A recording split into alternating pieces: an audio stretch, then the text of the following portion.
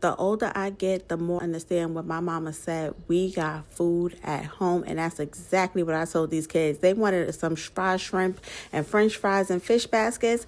We got that at home, so let's go in the kitchen and make that. First thing I did was go ahead and get me some jumbo shrimp. Make sure I peel those and clean them on both sides. After my shrimp was peeled and cleaned, I am going to go ahead and clean them with a little bit of lemon juice, lime juice, and some cool water. Just going to go ahead and squeeze that out there, and I'm going to let that sit for about a minute or two. Not too long, because the lime juice can start to cook your shrimp, so you only want to leave it in there for about a minute or two. After I left it in there for about a minute or two, this is how my water looked. I'm going to go ahead, pour that water out, rinse it until it starts to run clear, and after it runs clear, then it's time for us to go ahead and start to season our shrimp. Now, while I'm preparing the shrimp, I am going to go ahead and start heating up the oil, because I do want to make sure that our oil is coming up to temperature. Now, while the oil is coming up to temperature, we're going to go ahead and start with the seasoning on our shrimp. First thing I'm going to do is treat it the same way I would do my chicken. When I'm doing a mustard fried chicken, I'm going to do the same thing with the shrimp. First thing I'm going to do is add a couple of dabs of hot sauce on there, and I'm going to add some mustard. No, you will not taste the hot sauce. No, you will not taste the mustard. We're just going to use it as a binder to help the seasoning stick on it and to make sure everything gets nice and crispy. In addition to that, I did crack in 1 egg because I didn't have that many shrimp to make, and I'm just going to go ahead and mix everything together just like this. Once everything becomes combined together, I'm going to go ahead and put this to the side, and it's time to go ahead and start working on our batter. Now, while I'm working on my batter, I already took my fish out, cleaned my fish off, and I have it sitting to the side as well. So we're going to go ahead and start working on the batter. For the batter, you're going to go ahead and get you about 1.5 cups of flour. You're going to go ahead and get you some cornmeal. Now, you can get the fish fry already made, or you can make yours at home, what I'm showing you how to do right now. I like making mine at home because I can control what seasonings, and I do find that a lot of the fish fries I buy in the store, they do have a lot of sodium in it, so I prefer to just make mine at home.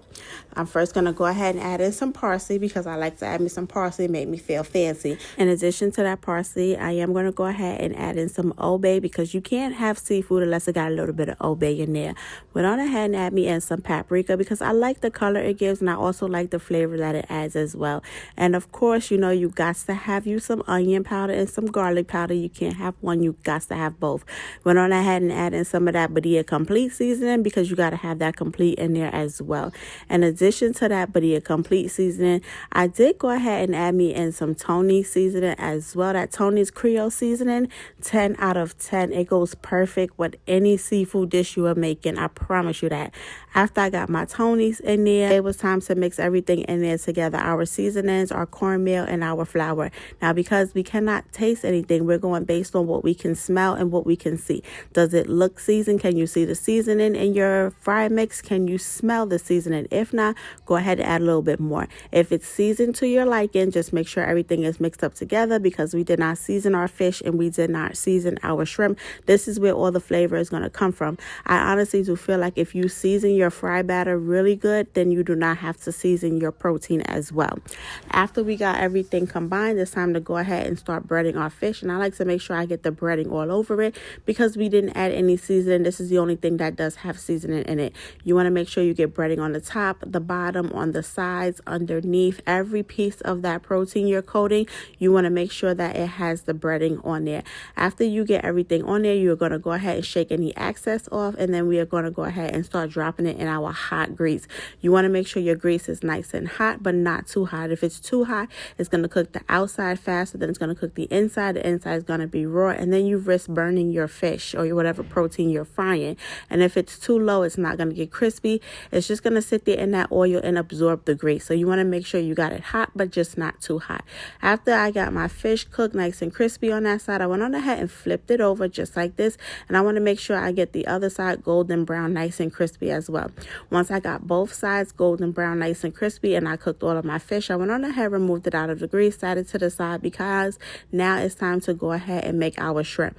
And this is what the fish looked like once it was done, nice and crispy, golden brown, perfect. Now it's time to go ahead and batter up our shrimp. We're going to use the same exact batter that we did with the fish, and we're going to use the same exact oil that we did with the fish. No need to throw it out or change it. Go ahead and get that shrimp covered in the batter. You want to make sure it's coated from top to bottom. Underneath, this is where all the flavor is, so you got to make sure we coat in every single piece of it. Once you get it completely coated, make sure you shake off any excess batter that is on your shrimp, and then you're going to go ahead and start putting it into that oil. And the shrimp are going to cook extremely quick. You only need about 2 or 3 minutes, and then your shrimp is done. After I got my shrimp in there, I did go ahead and start making my french fries as well, because I wanted everything to be done around the same time so everybody can eat. I'm going to go ahead and make sure these get nice and crispy. Now, while you're waiting on your shrimp to cook, if you want to be fancy, you can go ahead and make you some homemade tartar sauce as well. I did not make any tartar sauce this time. I just went on ahead and used the one that was in the bottle. But if you want to go ahead and make you some tartar sauce, you definitely can.